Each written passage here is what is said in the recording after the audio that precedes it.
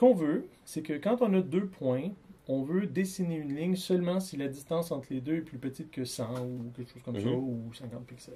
Okay? Donc, normalement, ce qu'on fait, j'ai une particule ici qui a une coordonnée x, y, puis on va appeler ça x1, y1. Puis j'ai une particule ici qui est x2, y2. Okay? Si j'ai deux particules, c'est quoi la distance entre les deux?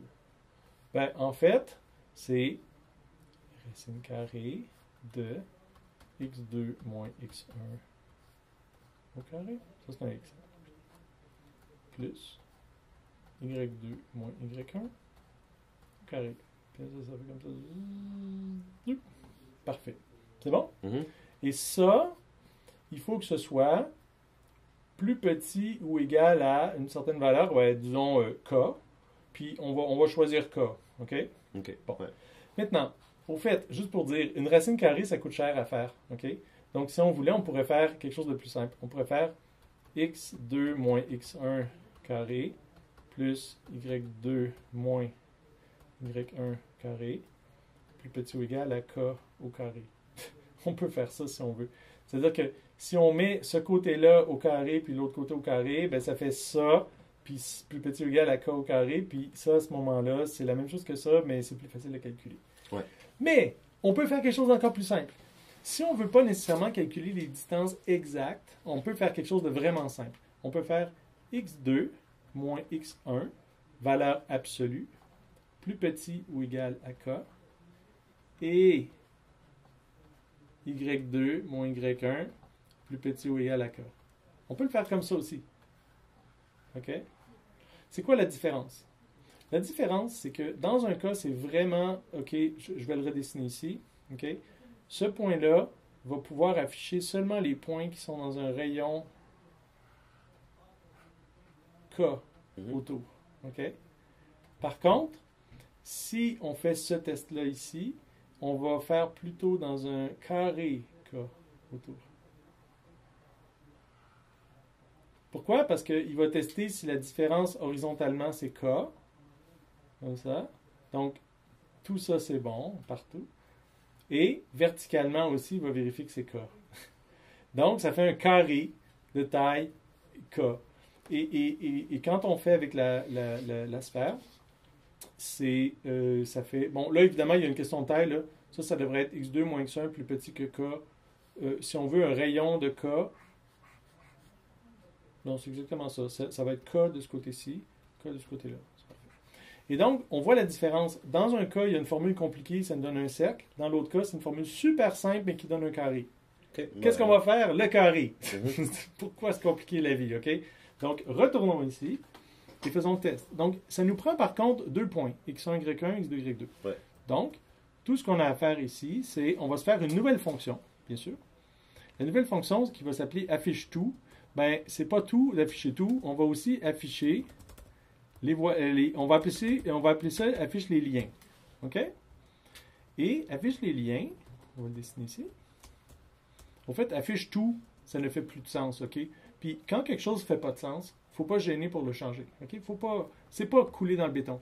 Donc ici, ça serait affiche particule, n'est-ce pas? Et on va vraiment appeler affiche tout, là. Dans le fond, c'est affiche particule. Puis comme ça, on va faire affiche les liens, affiche les particules. Hein? Ouais. Ça, c'est clair. Quand les choses sont claires, ils sont clairs. Donc là, maintenant, on y va avec void, affiche, lien. OK, alors, pour afficher les liens, extrêmement simple. Il va falloir passer à travers chaque particule et comparer avec chacune des autres particules. Donc, allons-y simplement. For int i égale 0, i plus petit que n, i plus plus. OK? Donc ça va bien. Et ça, c'est la particule i qu'on doit comparer avec toutes les autres. For int j est égal à 0, j plus petit que n. Et là, je le fais de la façon brutale. Au fait, erreur. Ici, c'est j. Double boucle. Donc, particule i et après, particule j. Et maintenant, on compare i et j. Donc, on va calculer la distance. Donc, on va dire float, d est égal à... Bon, là, la distance, il y a la distance en x et la distance en y. Donc, on va dire distance en x, c'est particule i, point x, moins particule i, particule j, point x, n'est-ce pas? Et on peut faire valeur absolue de ça. Hein. La valeur absolue, c'est évidemment parce qu'on peut aller, la particule i peut être plus grande ou plus petite, donc on fait la valeur absolue. OK, donc dy est égal à valeur absolue de pi i.y moins pj.y. Et voilà. Et là maintenant, tout ce qu'on a à faire, c'est tester. If dx plus petit que une certaine valeur k et dy plus petit qu'une certaine valeur k, à ce moment-là, on a un lien. On a un lien ici, lien. Donc, comment on fait le lien? On dessine une ligne. Ouais. Donc, line. Et la ligne, bien sûr, c'est pi.x, pi.y, pj.x, pj.y. Trace une ligne de I à J. C'est bon? OK. Avant de continuer, je vais juste mettre de la couleur ici. Stroke et color. Puis là, ben, on se rappellera que c'est la teinte. Donc, on va mettre, on s'en fout de la teinte. On va mettre 0. On va mettre saturation 0, intensité 100 et... Ah non, on promet des lignes bleues, ce serait joli, tiens. 240, saturation 50. Puis 100. Et puis opacité, on va mettre opacité 50 pour rire. OK? Bon. Est-ce que ça marche, ça? Color 1, 2, 3, 4. Il me semble que j'en ai mis un peu trop, là. Oui. OK. Excuse. Saturation 50, 100, OK, 50. On va mettre 50 ici. Voilà. Essayons ça. Petit problème ici, il y a K. J'ai dit que distance allait être la distance K. C'est un paramètre ici. OK. Pourquoi c'est un paramètre? Évidemment, je pourrais changer K puis dire c'est 100. Le problème, c'est que si jamais je veux changer mon rayon d'action, c'est pas agréable de venir jouer dans le code. Ouais. Donc, quand il y a quelque chose qui est susceptible de changer souvent, on le met en paramètre. Donc, on va dire K, puis ici, on va dire float K. Puis à ce moment-là, quand on va ici afficher les liens, on va lui dire affiche les liens de tout ce qui est plus proche que 50 pixels, par exemple. Ouais. Comme ça, c'est vraiment facile de le changer. Voilà, on déplace ça, on regarde ce que ça donne. Ah voilà, on a des lignes. Et on voit que les lignes s'affichent seulement pour les points qui sont proches. C'est bon? Si les points sont loin, ça ne fait pas de ligne. Donc ça a l'air de fonctionner. C'est bon, hein? Ouais, c'est bon. Très cool. Ça, Puis on voit que c'est c'est une bon. ligne bleuâtre. Puis on voit que la taille de la ligne est la même que les points parce qu'on ne l'a pas changé. Et donc, on peut la changer. On peut dire, par exemple, stroke weight 2, par exemple. OK.